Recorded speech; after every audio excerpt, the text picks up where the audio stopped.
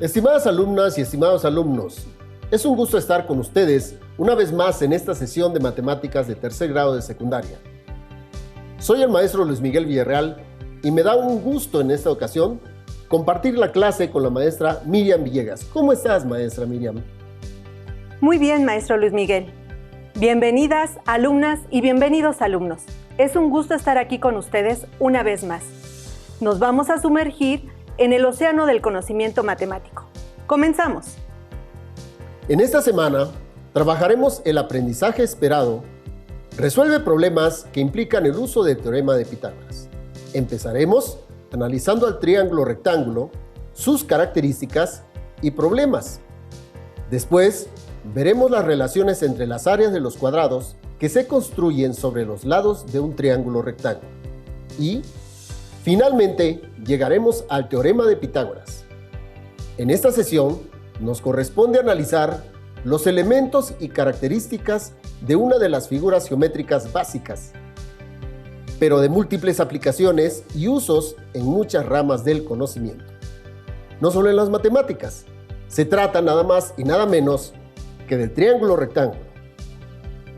Los materiales que vamos a utilizar en esta sesión serán, aparte de su cuaderno de apuntes y libro de texto, cartulina, hojas de colores o reciclada, juego geométrico, marcador, lápiz, goma, tijeras, pegamento que emplearán para hacer algunas actividades después que hayan visto la clase. Si cuentan con una aplicación de geometría dinámica, les recomendamos que la usen para practicar la clase. Antes de comenzar, veremos un experimento geométrico muy atractivo. Es el rompecabezas de Dewdney, un acertijo abierto durante 100 años. Un brillante creador de rompecabezas, llamado Henry Dewdney, en el año 1907, lanzó un acertijo que sería un dolor de cabeza para muchos matemáticos en aquel tiempo, y que permaneció sin resolución en aquella época. 100 años después, en el año 2007, un estudiante del Instituto Tecnológico de Massachusetts, en Estados Unidos, lo resolvió de una manera muy interesante. Veamos el acertijo. ¿Se puede recortar un triángulo equilátero para formar un rompecabezas de manera que, al reordenar sus piezas, se forme un cuadrado? Sobre el papel no se ve muy fácil, ni interesante, pero al construirlo podemos notar algo muy singular. Sucede que, al cortar el triángulo equilátero, en piezas, estas se pueden unir con bisagras, de tal manera que al desdoblarlas y volverlas a ordenarlas, se forma un cuadrado y viceversa. Las piezas se vuelven a desdoblar y se ordenan en sentido contrario hasta formar el triángulo. Veamos en el siguiente video dicha solución.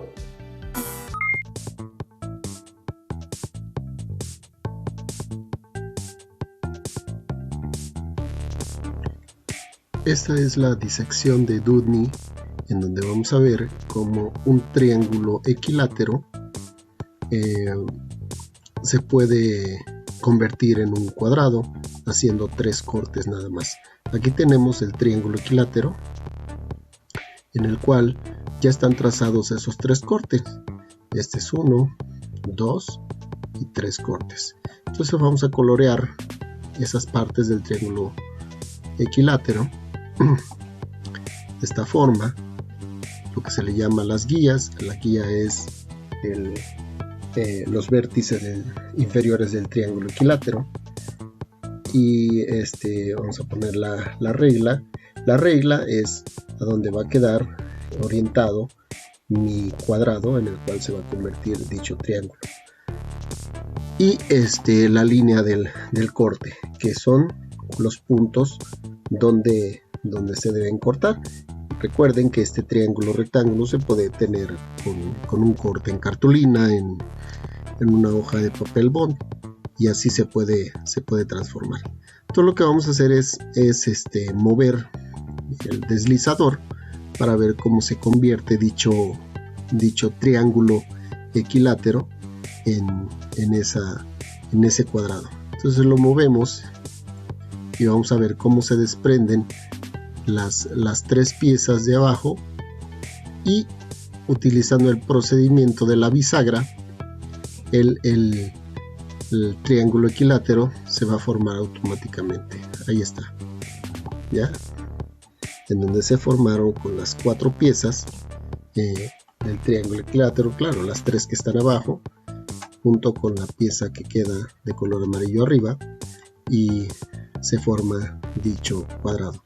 Y de esa forma es como se transforma el triángulo equilátero mediante la disección de Henry-Doodny para convertirse en un cuadrado.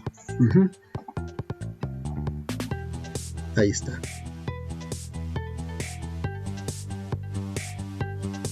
Ahí se regresa. Los puntos, o lo que se le llama bisagras, son los puntos rojos, ¿sí? Es decir, son puntos que al momento de trazarlos, son puntos que no se mueven, ¿sí?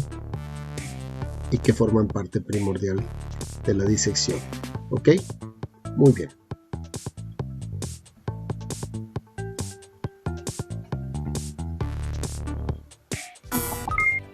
Se dice que Doodny se sentía tan bien con su diseño que se fabricó unos muebles que tenían esa forma. Y ahora muchos diseñadores de muebles e interiores lo usan para hacer creaciones propias. Incluso diseños de casas giratorias se han creado con esas formas. De ese tiempo, muchos matemáticos intentaron llevar dichas características a otras figuras geométricas planas, y en prismas y en bases y con polígonos más complicados. Y a través del tiempo se fueron diseñando o creando figuras más sorprendentes con figuras geométricas impresionantes. ¿Podrán encontrar otra forma de resolver este acertijo? ¿Se animan? Inténtenlo. Si investigan en internet y otras fuentes, verán que así como esta demostración, hay muchísimas más, incluso más complicadas, disecciones de Doodny. ¿Y cómo se utilizan en la cotidianidad? Ahora, consideremos una de las figuras geométricas tal vez más simples, pero que tienen un gran significado y múltiples aplicaciones en nuestro entorno. Se trata del triángulo rectángulo. En sus cursos anteriores de matemáticas, estudiaron la clasificación de los triángulos con respecto a sus lados y también con respecto a sus ángulos. Recordemos cómo se clasifican los triángulos respecto a sus ángulos. Triángulos acutángulos. Son triángulos que tienen los tres ángulos agudos, es decir, miden menos de 90 grados. El triángulo que vemos en azul, aquí, tiene sus tres ángulos agudos. Los ángulos alfa, beta y gamma son menores de 90 grados, o sea, son agudos.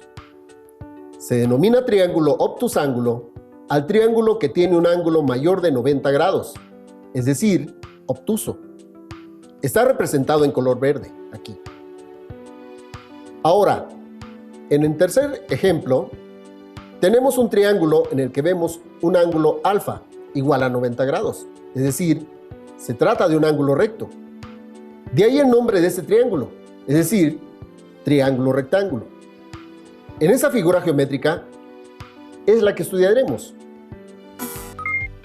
Ahora veremos una reseña histórica. En ella conoceremos cómo este triángulo rectángulo ha sido utilizado en diversas culturas. Maestra Miriam. Sí, claro, maestro Luis. Veamos. Hay registros en papiros desde mediados del siglo XVI, antes de nuestra era, sobre el uso de triángulos rectángulos. Los antiguos egipcios lo empleaban para fijar límites de las parcelas después de las inundaciones del río Nilo. Los egipcios observaron que uniendo con forma de triángulo una cuerda con 12 nudos separados a la misma longitud, se obtiene un ángulo recto y por lo tanto un triángulo rectángulo, obteniendo así el triángulo sagrado egipcio, de proporciones 3, 4 y 5 nudos por lado. Los babilonios utilizaban el concepto del triángulo rectángulo más general, como lo muestra la tablilla YBC 7289, que data de aproximadamente de unos 2000 años antes de nuestra era, donde claramente se ve un triángulo rectángulo y la numeración propia. Los griegos tomaron elementos de los babilonios y egipcios, estructurando definiciones, axiomas y demostraciones hacia el siglo VI antes de nuestra era, con grandes aportaciones como el teorema de Tales o el teorema de Pitágoras. En la cultura china antigua también se encuentra el uso de triángulos rectángulos en los textos del Shoubi Xuanjing, libro que data de 1000 años antes de nuestra era, con una colección de problemas que implican el uso del triángulo rectángulo. En la cultura maya es posible observar la composición de los rectángulos áureos o de proporción áurea, empleando triángulos rectángulos, como en la lápida del sarcófago del rey Pacal, encontrado en el Templo de las Inscripciones en Palenque, Chiapas.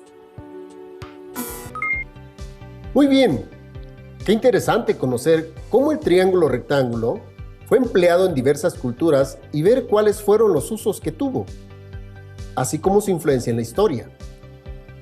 Muy bien, alumnas y alumnos, vamos a continuar con el análisis de nuestro triángulo rectángulo. Los elementos del triángulo rectángulo son los lados A y B, que se denominan catetos, cuyo término proviene del griego katetos, que significa que caen perpendicular. El lado C, denominado hipotenusa, proviene del griego hipotenusa, formada por el prefijo hipo debajo de, del verbo teino, tuirar, y del ousa, participio femenino. Se puede traducir como firmemente sujeta o firmemente tensada. Los primeros geómetras griegos eran, como su nombre lo indica, medidores de la tierra y para trazar se ayudaban de estacas y cuerdas. Entonces, para trazar un triángulo rectángulo, tensaban fuertemente una cuerda entre las estacas. Formaban los catetos, es decir, entre los vértices. Como lo vimos en la definición, el triángulo rectángulo tiene un ángulo recto, formado por los catetos y dos ángulos agudos bajo la hipotenusa. Consulten alguna fuente, como su libro de texto, para reafirmar estos conceptos y así ustedes mismos puedan indagar el origen de esas palabras del triángulo que estamos analizando. Una recta notable de los triángulos es la altura. Las alturas de un triángulo son las rectas que pasan por uno de sus vértices y son perpendiculares al lado opuesto de dicho vértice o a su prolongación. Un triángulo tiene 3 alturas. El área del triángulo se calcula con la expresión área es igual a base por altura sobre 2, donde B es la base o lado horizontal. H es la medida de la altura que va del vértice al segmento opuesto. Y por definición es perpendicular a B. En el triángulo rectángulo, la altura depende de la posición que tiene 3 posiciones y para las 3, el área se calcula de la misma forma, como puedes verlo aquí. Los triángulos rectángulos pueden ser elementos que generan otras figuras geométricas o que representan algún estudio dentro de ellas. Veamos. Cuando trazamos una diagonal a un cuadrado, obtenemos 2 triángulos rectángulos isósceles, es decir, triángulos con 2 lados iguales. Si se fijan bien, verán que ese triángulo tiene una característica que ya vimos antes. ¡Exacto! Son triángulos rectángulos congruentes. Cuando trazamos una diagonal a un rectángulo, obtenemos 2 triángulos rectángulos escalenos, que también se dan cuenta, son triángulos rectángulos congruentes. Ahora veremos un breve video de cómo se puede obtener los triángulos rectángulos escaleno e isósceles, utilizando para ello las figuras básicas del rombo y una circunferencia. Veamos. Muy bien. Vamos a obtener los triángulos rectángulos a partir de dos figuras geométricas básicas, en este caso el rombo y la circunferencia. Lo primero que voy a hacer es trazar mi rombo en esos 4 puntos que ya tengo indicados. I, J, K, L, I. Ahora voy a trazar sus diagonales. JL y K. Voy a colocar un punto en la intersección de las dos diagonales y con eso tengo 4 triángulos rectángulos escalenos congruentes. Voy a marcar uno de ellos.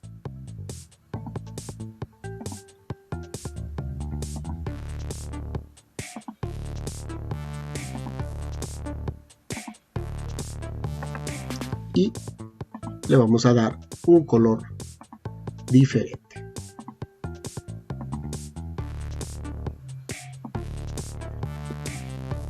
Ahí tengo mi triángulo rectángulo escaleno, que es congruente con los otros 3 que están en ese rombo.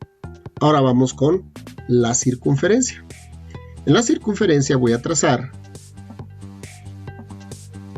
dicha circunferencia de radio BC y su diámetro con un segmento que va desde A, pasando por B, hasta C. Voy a colocar un punto en F y voy a unir con segmentos AF y FC. Y si vemos aquí, estoy obteniendo un triángulo rectángulo isósceles. Esto porque las diagonales AF y FC son iguales y este ángulo F es un ángulo de 90 grados. Voy a marcar dicho triángulo rectángulo isósceles.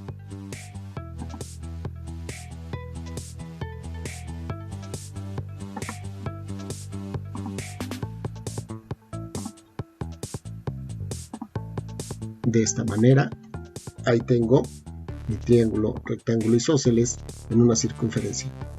Ahora, si yo tomo este punto F y lo desplazo a lo largo de la circunferencia, puedo ver perfectamente cómo se me van definiendo triángulos rectángulos en cada punto de dicha circunferencia. Y son triángulos rectángulos escalenos, porque si ustedes ven, es un triángulo totalmente diferente al primero que tracé aquí. Voy a dejar ese triángulo aquí donde está este punto D y voy a trazar otra vez mi triángulo rectángulo isósceles. De esta forma: A, F, C, A. Ahí tengo mi triángulo rectángulo isósceles, que es el segundo triángulo en mi circunferencia que puedo obtener. Listo. Así como en estas figuras geométricas se obtuvieron triángulos rectángulos. También en los trapecios, romboides, polígonos regulares y muchas otras figuras geométricas planas se pueden obtener triángulos rectángulos. Durante la presentación hice algunas afirmaciones como que los triángulos rectángulos que forman el rombo son congruentes. ¿Puedes decir por qué es así? Argumenta. También se dijo que el triángulo que se forma en la circunferencia es rectángulo. ¿Podrías dar argumentos para justificar esta afirmación? Te reto a que lo hagas. Veamos ahora otras características del triángulo rectángulo. Un análisis que involucra al triángulo rectángulo es usando el teorema de Tales. Cuando un triángulo rectángulo le trazamos una paralela a cualquier lado. Obtenemos otro triángulo rectángulo semejante o proporcional al original. Ese análisis ya se vio en clases anteriores, en este mismo curso, claro. Un análisis especial sobre la aplicación de un triángulo rectángulo es el teorema de Pitágoras, que se verá con más detalle en las siguientes sesiones.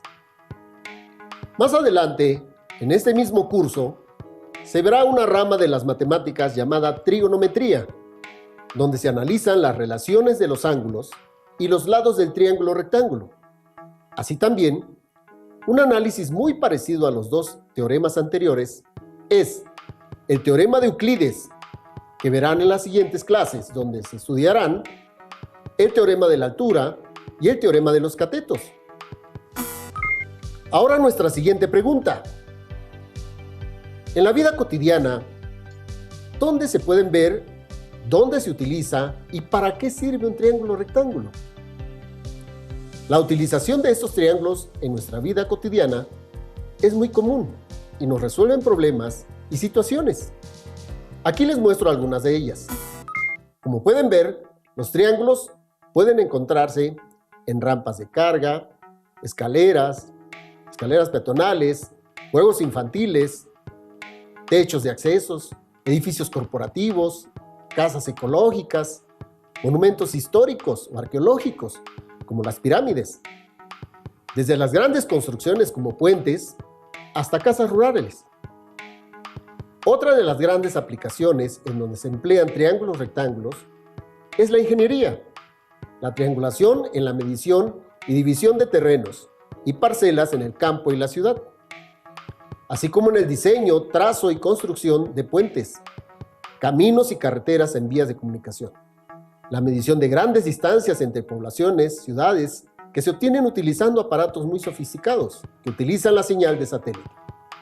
En un aeropuerto, la torre de control ubica una aeronave en vuelo antes de llegar o despegar de la pista de aterrizaje. Se utilizan también procesos digitales cuyas bases de cálculo tienen al triángulo rectángulo.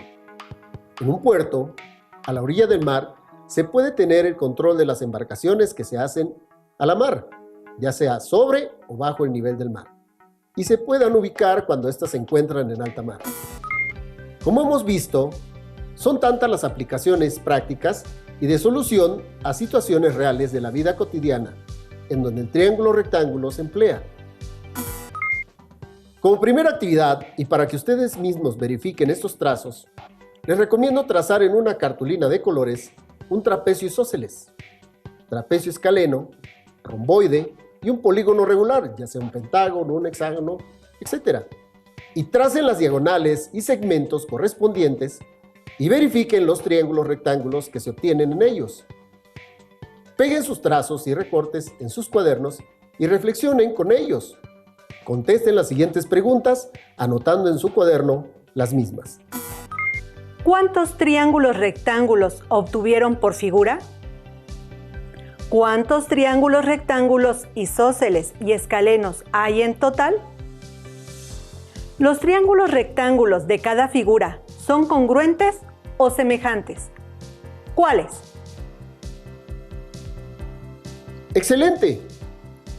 No tenemos la menor duda que harán esa actividad y reafirmarán sus conocimientos. Muy bien, estimadas alumnas y alumnos. Ya casi terminamos. A continuación, vamos a una actividad que involucra al triángulo rectángulo y de donde se desprende nuestro reto final. Es importante que sigan bien las instrucciones para que ustedes mismos lleguen a las conclusiones. Nuestro ejercicio final se llama la paradoja del cuadrado perdido. Es importante que sigan bien las instrucciones. En una cartulina, tracen un rectángulo de 5 por 13 cuadritos. Pueden tomar cada cuadrito de 2 centímetros por lado, así como se muestra.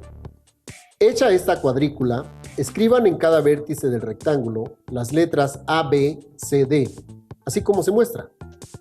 Después escriban los puntos desde la E, G, H, I, J, K. Deben colocar bien los puntos tomando como referencia los cuadritos del rectángulo. Verifiquen dónde se colocan las letras. Recorten el triángulo BEDC del rectángulo y no tiren el triángulo resultante. Obtenemos el área del triángulo inicial BDC, que es área igual 5 por 13, entre 2, igual a 32.5 cuadritos. Una vez puestos los puntos, recorten los dos triángulos rectángulos.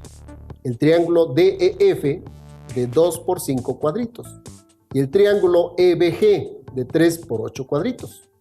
El rectángulo EFCG de 3 por 5 cuadritos que se divide en dos piezas. Identifíquenlas bien. La pieza EFKJIH de 7 cuadritos de área y la pieza HIJKCG de 8 cuadritos de área. Intercambien los triángulos de lugar así como las piezas del rectángulo, de tal manera que ahora quede un rectángulo de 2 por 8 y los triángulos cambian su posición, tal y como se muestra. Vuelvan a reagrupar la figura con las piezas ahora en el lugar que corresponde, de tal manera que se vuelva a formar el mismo triángulo que teníamos al principio, sin sobreponer piezas ni forzar a que entren en otro espacio. Verán que ocurre algo muy raro. Sí, claro, falta un cuadrito exactamente. Esto quiere decir que ahora tenemos un triángulo cuya área es 5 por 13 entre 2 igual a 32.5. Menos un cuadrito nos da 31.5 cuadritos. Nos falta un cuadrito, ya que el área del triángulo inicial era de 32.5 cuadritos. ¿Qué pasó aquí? ¿En qué momento se perdió ese cuadrito? ¿Dónde quedó ese cuadrito? Si regresamos al principio, ¿se acuerdan de dónde sacamos el triángulo rectángulo que recortamos? Aquí estará el cuadrito que falta. ¿Qué importancia tendrá el otro triángulo ABD en este misterioso caso? Vamos a retomar el rectángulo original ABCD. Recordemos el análisis que hicimos con el triángulo BCD, donde al separar las piezas 1, 2, 3 y 4 y volviendo a unirlas, nos queda un triángulo al que le falta un cuadrito. Si ahora tomamos el triángulo rectángulo ABD, que es el triángulo que sobró del recorte que hicimos al inicio, y quitamos el triángulo BCD que ya analizamos, giramos el triángulo rectángulo ABD 180 grados, quedando la hipotenusa sobre los catetos.